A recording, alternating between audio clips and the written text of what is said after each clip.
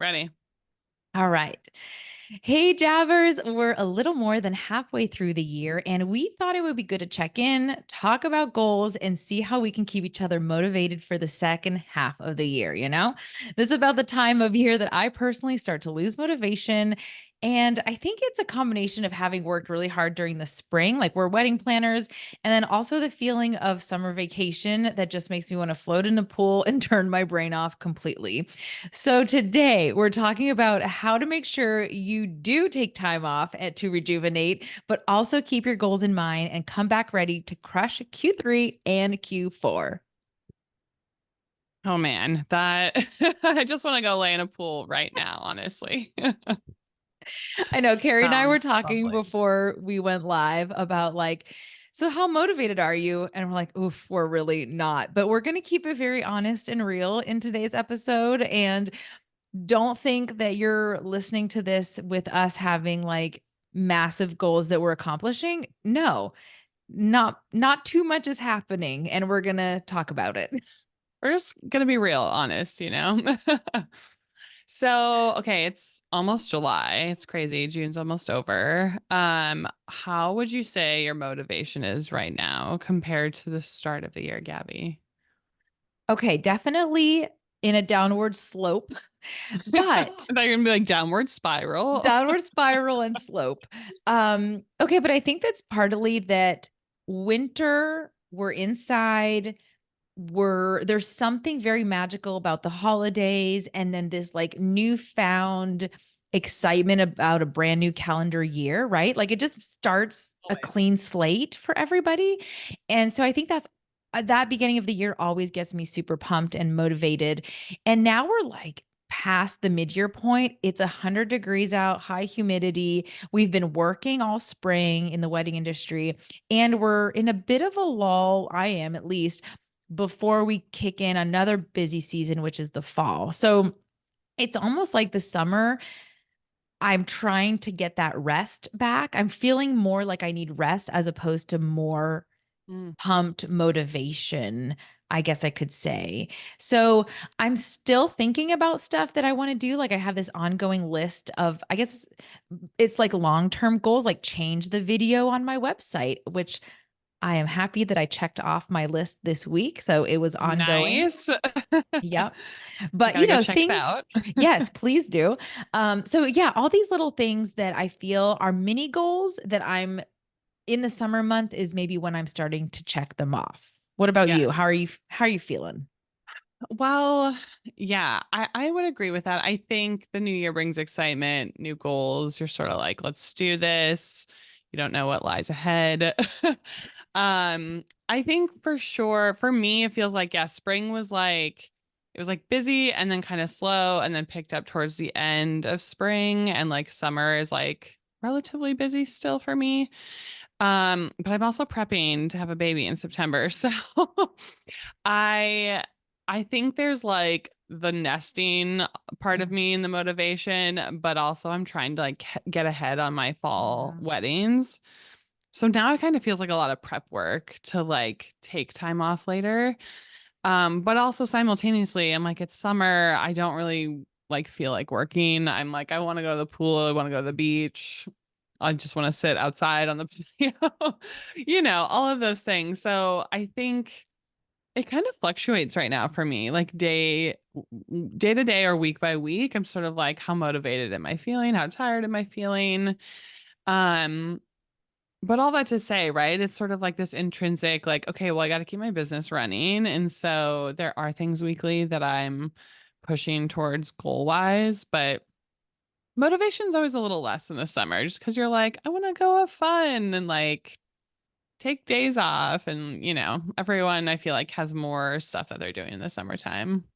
It's so true. And people with kids are on vacation right now. So everywhere and everything is super busy. So I think if someone could find the motivation to tackle some goals in the summer, it could also be a very good time. Like if you Yeah. think that you could maybe do the fun Disneyland and all that kind of stuff, on when kids are back in school and you have the power to take a little bit of time in the summer to work on your goals and motivation, then stay home, do that, and then go enjoy, the tail end of summer when kids are back in school. I always think around, oh my gosh, traffic. Like there's just so many people on the road now. I might as well just stay home. But to your point, the weather also makes you want to go out and about and Yeah. uh, go to the beach, Like, tan, hang out right. with Yeah. friends. You're like, I mean, I can't drink right now, but it's like, let's go get a beer and like sit on a patio, stuff like Yeah. that. That just like sounds fun.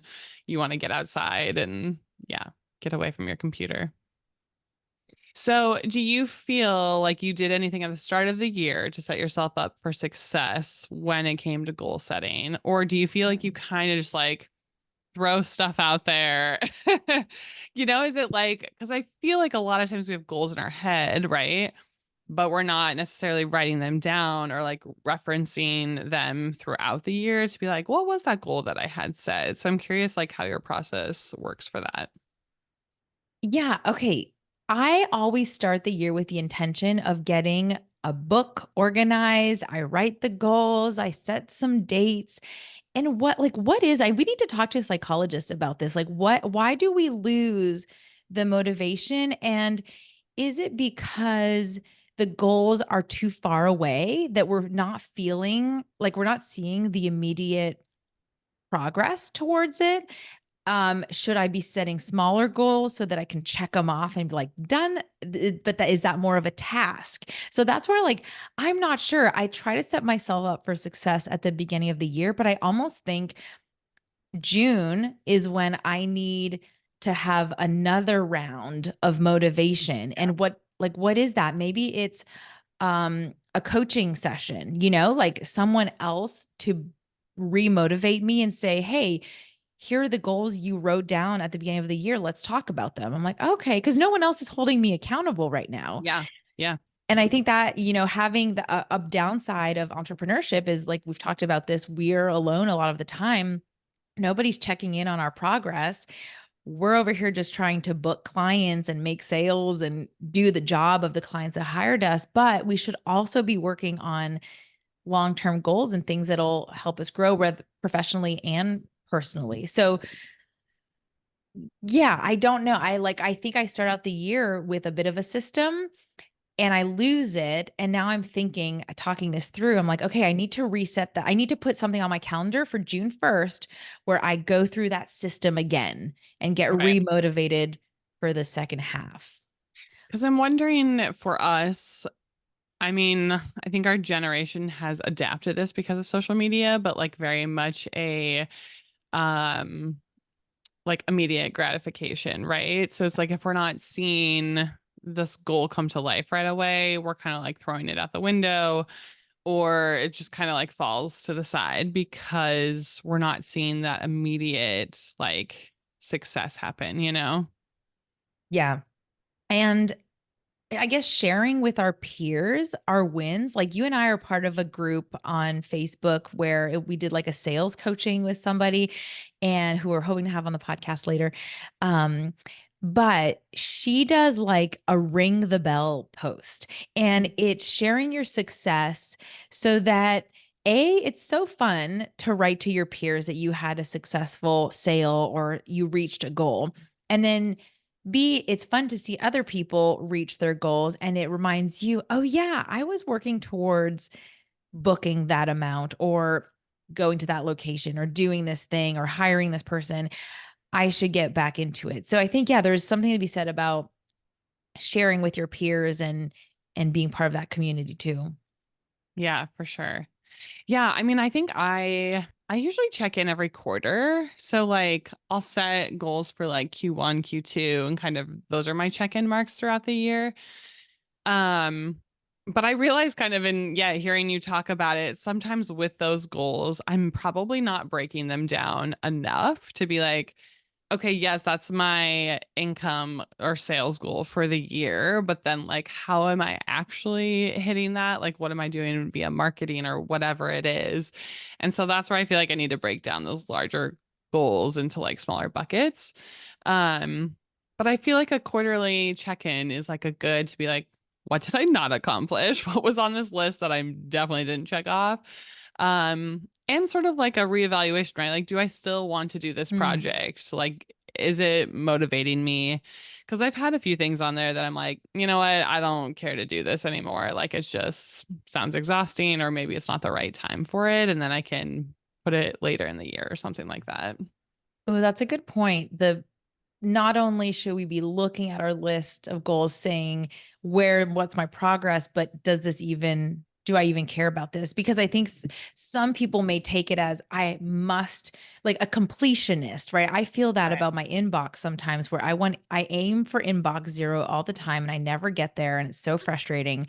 But a completionist type of person would want to reach all their goals by a certain date. And that's a great motivation if you are that type of person and you're motivated by that deadline. Like, wow, good for you.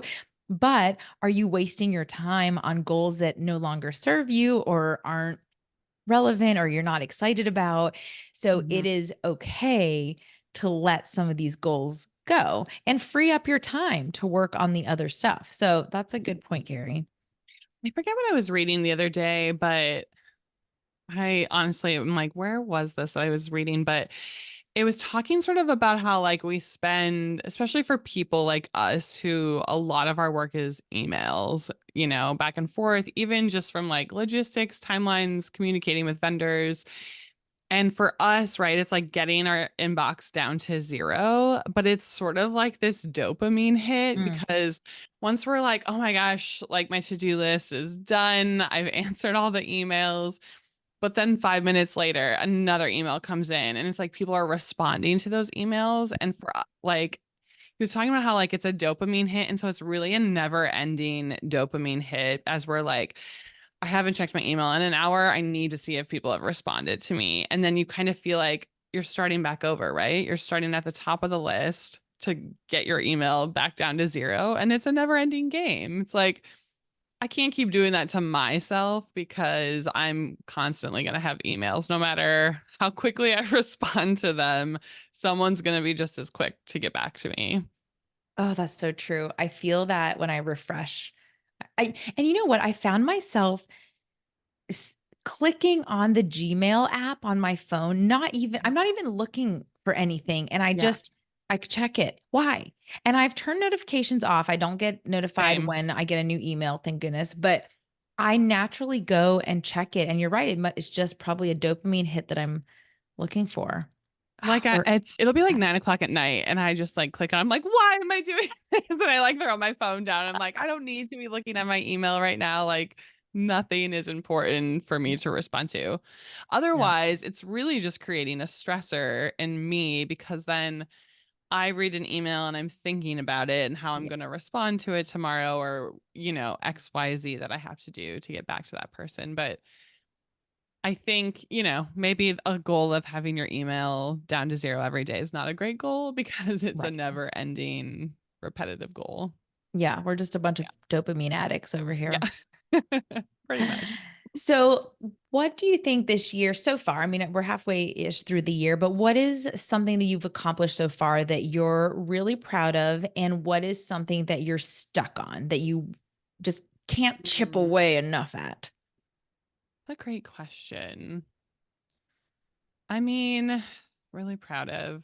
I feel like I guess I'm trying to take on a little less in my business just with a baby inbound and kind of figuring out what that looks like, how I'm going to run my business. It feels very complicated, but I feel good still in like the sales that I've had this year. Um, for sort of kind of like a little bit of a pullback in my business. So I would say that's something I'm proud of, but I also feel simultaneously stuck. I feel like my inquiries are less Mm, this year. Um, and part of me has been like, okay, maybe the universe is just trying to help me along. Like the universe knows I'm going to be busy and overwhelmed as a mom. Um, but I've been working a lot on the back end of like SEO and revamping my website and kind of figuring out like what's working, what's not. And I feel stuck in that sense of like, okay, I tried to update this. Why isn't it working? And so I am continuously reevaluating that to try to figure out how, even for me, even if it's not just the quantity of leads I'm getting, it's quality as Mm. well. Um, and so that's something that I'm definitely stuck on, of just getting more inquiries, because I have a lot of traffic to my website that I'm finding from just Google Analytics, but those are not converting to inquiries like I am hoping. So I don't know if I'll be able to figure that on my own or have to hire someone for SEO just to point out stuff. But my assistant Jody and I are diligently working on some of those back end things to try to fix them and see what we can do. Well, and there's always like new things you have to update on the back end. So I feel like that's always going to be on our to-do list of Yeah. check to make sure the latest AI program is talking to our Mhm. people correctly. Right. Yeah. What about you? Yeah, that's funny. You said what you're proud of. That was similar for me. I feel like um I guess I'm proud of the capacity that we took on this year that wasn't overwhelming. At least for me personally, our East Coast team took on a lot and she's in the thick of it right now. But it's looking like she'll have a lighter load next year. And that instantly makes her feel worried. And that's how I felt for 2024. I instantly felt concerned, but I have to say it's been going well. And I haven't noticed any major financial hardships or anything like that. So I kind of with you, I'm like, I have to trust that the universe is doing this for a reason. And sure enough, I mean, we moved to the farm and I needed more time to take care of animals and projects and do all that kind of stuff. And so yeah, I'm proud of letting that go. That was a goal of mine. It was to take on less. It was absolutely to take on less. Um, Something that I'm stuck on. Well, our biggest thing, and I think we talked about this in another episode, but we're trying to figure out how to split our brand between myself in Nashville and our team on the East Coast, and just how to, because it's two very different audiences and different aesthetics. And I don't know if Yep. they're connecting to the aesthetic that's on our website. They're looking for a little more like upscale tented private estate type of look, which we're very capable Mm. of doing, but it's just not showing up across our website. So I think there's a little bit of we've been bouncing ideas, but we haven't taken action on any decisions there. So I say that's kind of something that this year we're stuck on. That's been on our list of goals since January to figure that out. And so, if anything, this is a good reminder that I need to make sure we take action before December 31st. Yeah. I was just thinking, because I saw someone talking about this the other day, but having, like, I don't know if your pricing is lower on the East Coast or maybe slightly different than what Or you here. typically offer. Um, but having sort of, yeah, like a sister company, Yeah. and it's just like a bucket of Cause We Can events, but it's like East Coast Yeah. version, that maybe does have a different aesthetic. So it feels like a different company, but it's still under the same Yeah. brand and same, name and stuff. Yeah. Like you're getting the Exactly. same quality, but it's just like slightly different offerings, because like the main umbrella of Cause We Can events doesn't offer this, but the East Coast side of it does. So Yeah. Yeah, that's definitely something we've toyed with. And the thing is, like, we could go down a rabbit hole, but it involves another website. Do we do a whole different social media? Like, it's like once we yeah. start talking about all those things, we're like, oh my God, this is a whole mini rebrand. And Hmm. so, yeah. And this goes back to like, why I didn't take action. It feels so daunting. Like, it's such a massive goal in our little world of entrepreneurship that it's almost like I get decision paralysis and I don't know where to start with tackling this goal. So I think part of, we were talking at the very beginning, part of motivation is maybe a lot of our goals are like so big and they're not cut up enough, not broken down enough that it makes it really hard to even know where to begin. Yeah, 100%. Yeah. I think it is important to break down those larger goals, because if you're like, I'm going to set a, sales goal of 100K or whatever, it's like, okay, but like if someone else were to be like, well, how are you going about that? You should have an answer to that question. Yeah. And sometimes I admit myself, like I set the goal and I'm like, well, we'll see if I get the inquiries for it. Hey, that's part of it too. And like we can get woo-woo here, but you've got to put the intention out there. If you're Yeah, if you're not if you're too scared to even think about what 100,000 sales goal would look like, I mean, then you're not attracting that energy at that level. So yeah, I mean it's part of it, but we have to take actions towards it to for sure. even A make little it bit of both, happen. right? A little bit of both. Yeah. So with like your goal setting, do you feel like there's a method you swear by? Like, what's your strategy? Come on, Gabby. I mean, we are total professionals here. Carrie and I had to laugh at the beginning of this. We're like, oh my God. But I mean, this is the honest truth. No, there's no strategy. It's a little bit of like throwing spaghetti at the wall. I will say, like, I bought that book. Oh, it was all the rage a few years ago. It's like this massive goal setting book. Mm, And, January 1st through the 15th is filled out perfectly in colored pens. And then of then course. it's crickets until the end. So I go in with a strategy, I think, and I will say something that I've kept up with for many, many years is something I learned when I worked at Lululemon, and it was called um BHAGs, big, Mm, hairy, audacious goals. And you were supposed to write them in a sequence that I know many of you have heard this before, but in the present tense. So like I am making $100,000, and then you put a date by July 8th, 2024. So you're essentially, and you write them out. You don't just think them, you write them out so that you are saying to the universe and to yourself, I am in the present tense, or I have this uh by a certain date. And I think like there's a little bit part of it too is psychological, where we see that deadline, and as wedding planners, we work well on deadlines, and we see that and it makes us tackle the goal. And where I think I went wrong. Oh, pause. oh, yeah. Did I lose Sorry, you? Oh, the cat food dispenser went, and it made noise in the background. So sorry. it's And okay. I I didn't hear it. No, it's okay. I okay. also got signed out of my email, which kicked me out of our show notes. Oh, perfect. Well, Hold on. and I didn't start a timer. So sorry, Grant. I have no idea what time this is at. I'm like, what's my password? Okay, there we go. Okay, perfect. Okay. I'll just pick back up from the goal. Perfect. I have one more thing to say about it, and then I'm done. I truly didn't hear the cat thing, so Okay, great, great.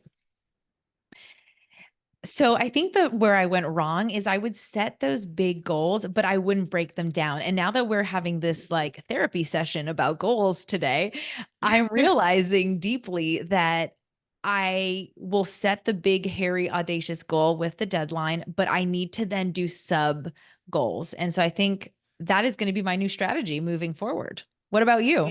Big, hairy, auntie. Yeah, that's an interesting term. No, I mean, no strategy for me, honestly. It really is, which probably is like cringe to everybody running a business. Um, follow us for more tips and tricks. I mean, I think at the end of the day, again, it goes back to like me evaluating like where my life is, what is my goal for the year, how I want things to look. And I mean, even, for I guess in the beginning of the year, I was like, okay, I have some big goals I want to accomplish. And then I got pregnant. And like, it wasn't like an unexpected thing, but it's sort of like, okay, everything is going to have to shift and like rework those goals. And for a while, even I was like, okay, I'm going to hire someone to come onto the team to help me with some of these weddings. And then the more I was like in it, I was just like, okay, I'm not going to bring someone on because I I don't know. There were a lot of reasons for it, but I think for me, and like you said, it's kind of like just reevaluation, right? Of those goals and like where you want your business to go, what you honestly need to make for your own income. Like it looks different than everybody. And you really have to look at your own unique situation and set up a strategy and goals that pertain to you. Because I think sometimes we can get wrapped up in like, what's everybody else doing? Is everyone else booked out for the year? And I've really had to take a step back from that of like, booked out for somebody could mean they have 4 weddings or they could have 34 weddings, you know? And again, everyone's price points are different, what they need to sell, everyone's situations are different with income, family situations. And so it's really kind of like taking a step back and ignoring what everyone else is doing and setting your strategies and your goals for your own business. Ooh, yes, good point. I was literally at a networking event today and the photographer was like, "Oh yeah, I have, 10 weddings this year." I'm like, "Oh my God, perfect." Like she's like, "No, I do well when I have 18." And I'm like, Mm, "Oh." Cuz I'm like, to me, 10 that sounds perfect for the balance that I want in my life, but to your point, her and her husband both work as photographers in the business. So they mhm, don't have an outside income to supplement. Like they both have to do it together. So right. I was like, okay, well, case in point, everybody's goals are going to be very different. Um, and yeah, Yeah, because even recently, I was gonna I got an inquiry. It was very last minute. I was like, I'm gonna have to hire someone out to do it, but is it worth it for me? It ended up not being worth it because our budget was too low. But even for me, like to be at a point in my business where like a goal of mine is to book quality, high paying clients, right? And that makes sense for me. And as much as it's like, oh, I'd love to help you, you seem mm, like a great client, but like the money just doesn't make yeah, sense for me. And at the end of the day, it's like I have to pay other people out, but also whatever money is being paid to me, is it worth the stress of that job and like what comes with it, what that entails? And mm, so I think that's part of a strategy, right? Like yeah, knowing what you want to take on, who you want to take on as a client. And sometimes it's like, is the money worth the stress and anxiety of like what that additional work might entail? Because sometimes for me, it's like, no, I know I'm going to be on maternity leave and I just don't need the outside added stress. Because I know myself well enough to be like, I'm going to be like, what's going on? Are you guys okay? Like, is everything in line? Um, right. but I think you get to that place the longer you've been in business too, of like, you know what you can take on as well. That's true. Yeah. So, okay, it's summer, as we mentioned. How do you balance work and play, especially during the summer months? I don't. No, I'm just kidding. We're just very honest We're today. just Um, no, this is a great question because I feel like it's something I'm definitely trying to work on more. I'm someone who's always felt guilty for mm, taking time off of work, and I think as entrepreneurs, we're never fully off, right? Like there's because it's like we are the sole provider, like running the show. Even if you have assistants or whatever, it's like everything kind of falls on you at the end of the day. And so even if you're taking time off, there's like, I'm gonna peek at my email. I'm still posting on Instagram. Like your mind is still there. And so it's finding a balance of that, right? Like I think I've been able to adopt like for example, my brother came to visit last weekend and I was like, he's here for like 2.5 days. And I think in the past, I would feel more stressed of like taking a Friday off and like being kind of out of the office all weekend.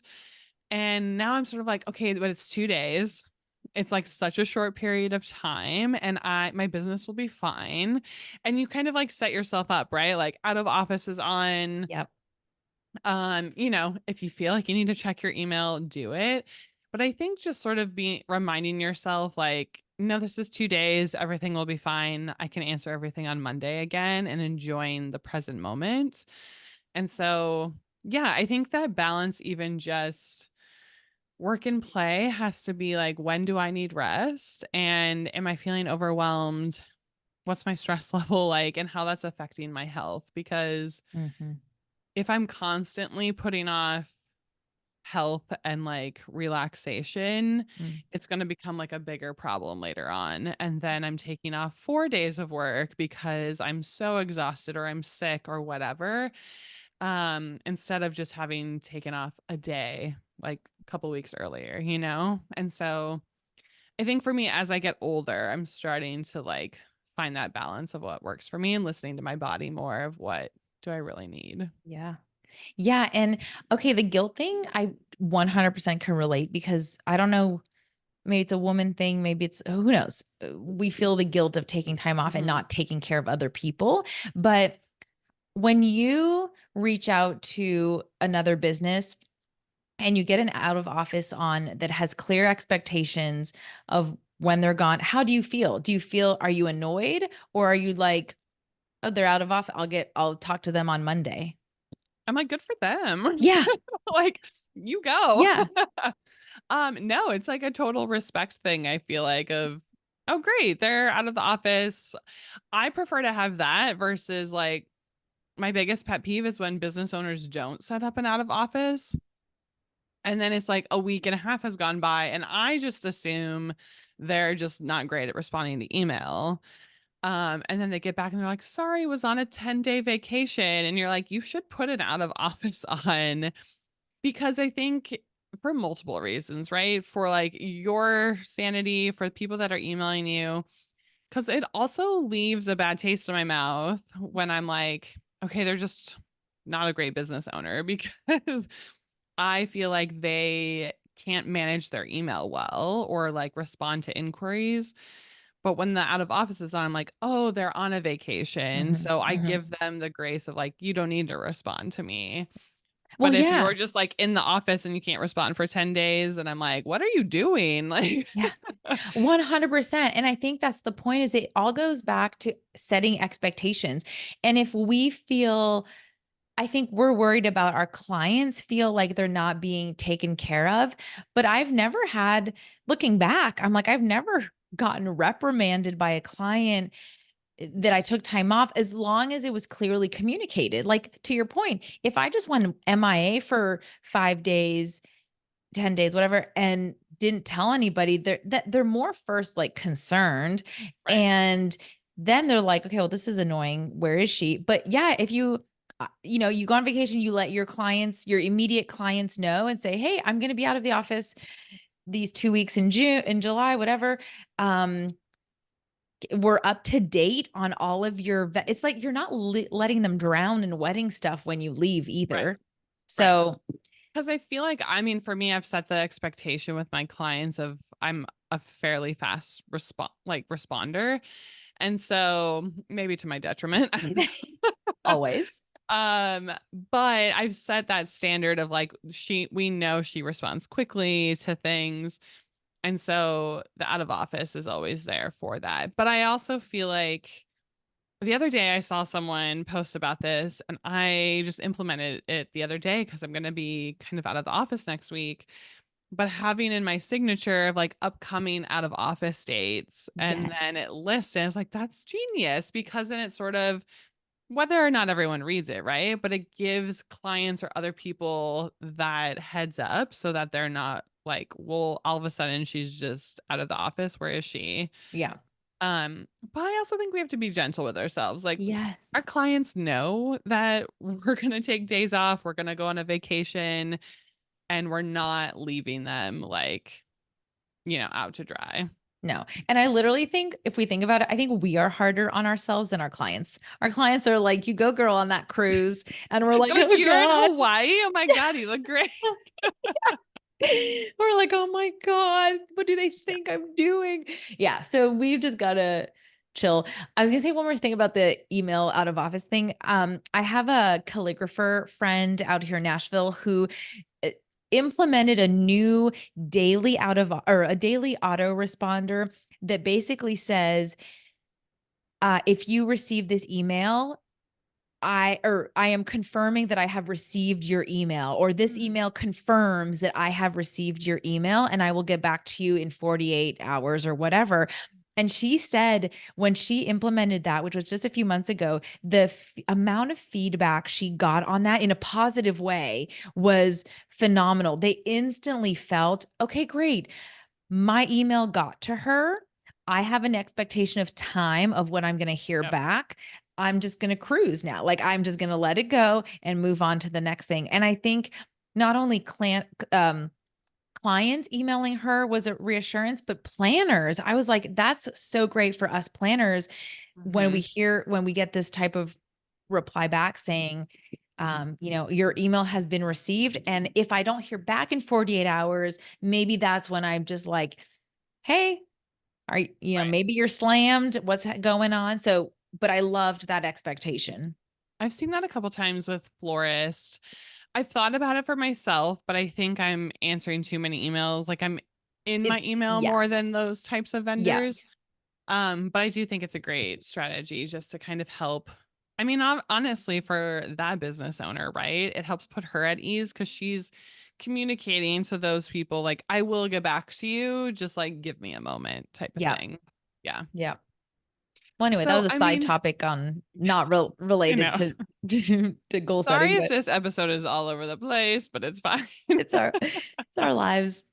So, I mean, with the balance of like work and play, I've been very fascinated by like this summer Fridays, which I feel like a lot of my friends have that are in the corporate world. They're like, oh, summer Fridays have started. I get off at noon and then like I get a long weekend.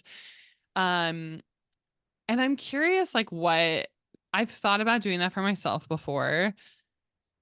I'm sure it's more like a guilt thing on my end of why I can't actually do that. Um, or even I've seen some higher level entrepreneurs do like 4-day work weeks, right? Mm.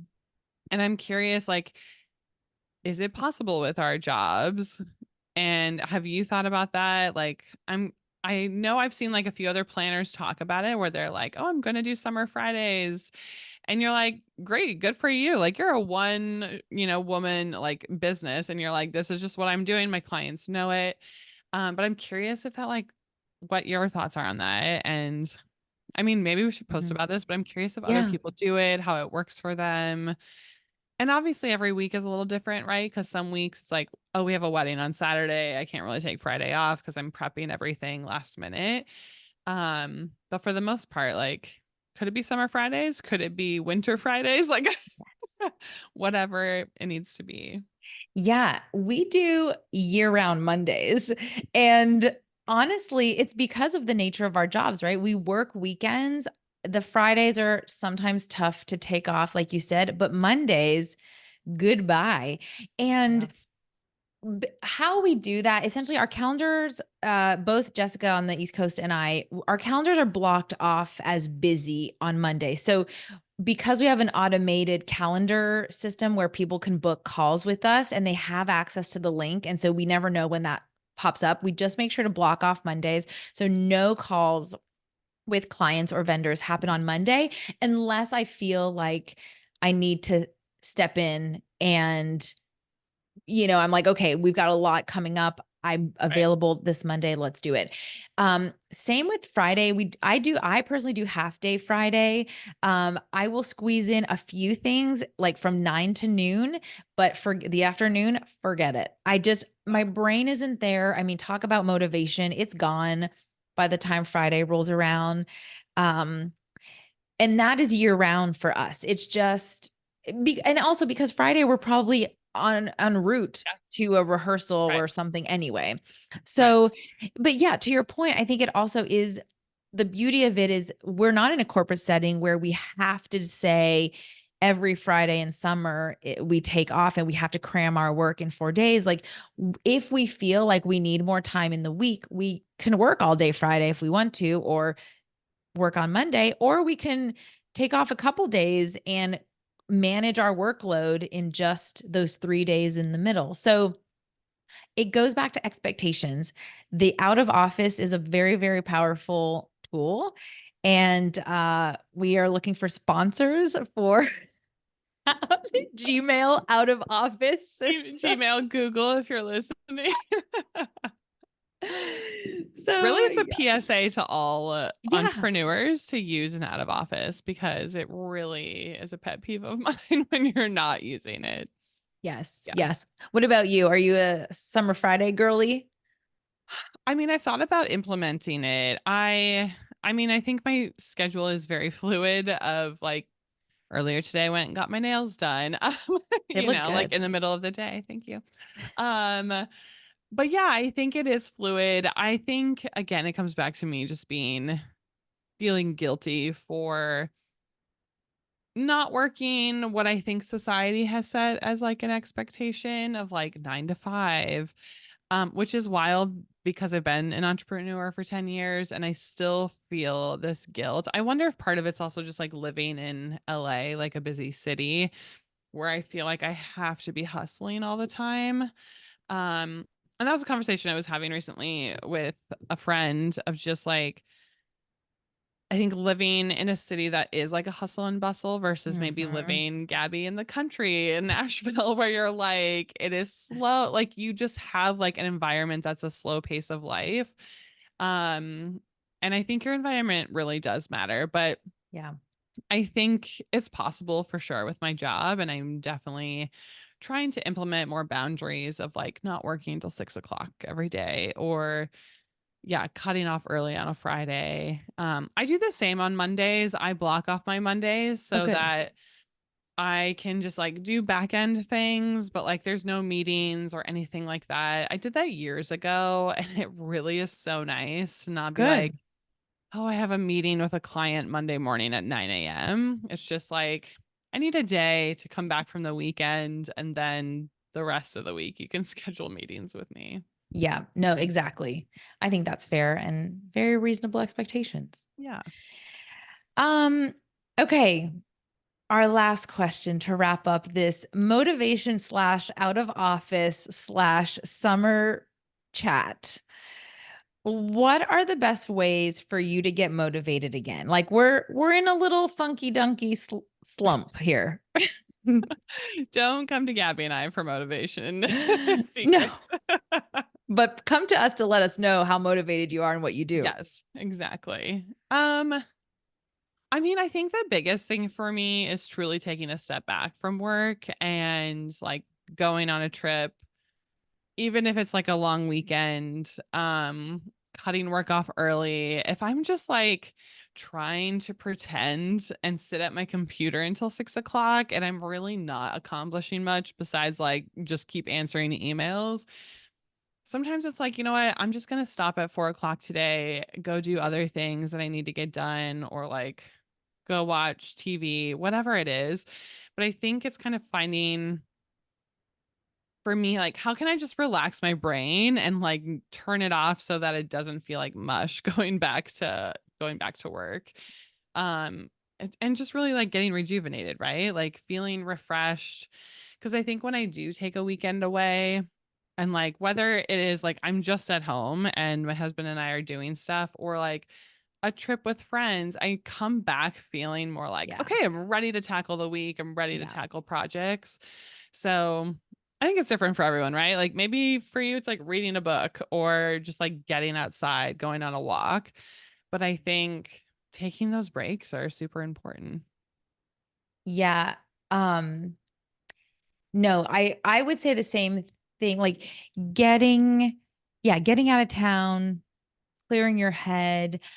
At the sometimes though doing nothing like you said like sitting on the couch reading a book, floating in the pool, Right. whatever.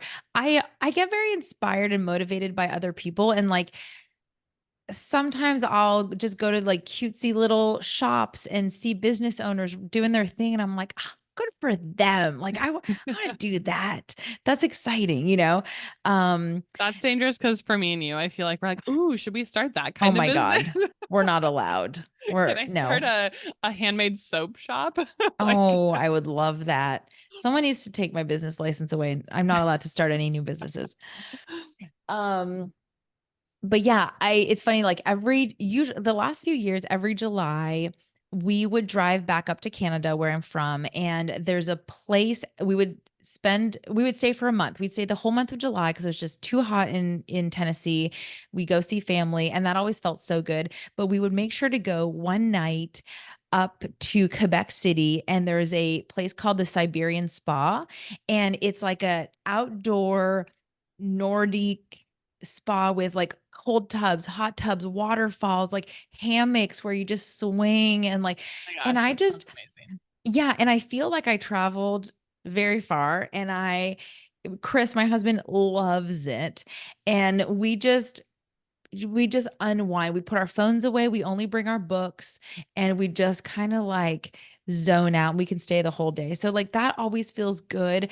And I'll be honest, I don't feel guilty when I go. I Yeah. literally, maybe it took me a while to get there, but yeah, I don't feel guilty. I'm like, I deserve this. This Yeah. this is That's good. huge. Are you going on that trip this year? Sadly, no. Oh. No, Bummer. yeah, we have too many animals, but I was on the East Coast, and I drove up to New Brunswick to see a friend, and we did have one day we slept in this really cool like dome yurt thing, Oh, and cool. at the place there was a mini version of that. So I feel like I got my fix. And yeah, and that was in June, so I feel like that counts. Yeah. Perfect. Well, jabbers. I hope you feel some motivation from this, or if not, maybe you're rethinking how to get remotivated. But I think it's always a great idea to check in on our goals midway through the year, as oftentimes our goals can change based on our biz, what we want personally, life changes. But I think the key to remember is that running your business is not a competition with anyone, but rather how you want to define your success and where you want your business to go. So if you want to take those summer Fridays, don't feel guilty about it, or winter Fridays. Honestly, I'm like, that sounds amazing too, where you just like cuddle up by the fireplace. But yeah, find ways, to set goals for yourself, get remotivated, cheer others on. So, Jabbers, we hope you enjoy your summer and finish out this year strong for your business goals. And thanks for joining us today. Bye guys.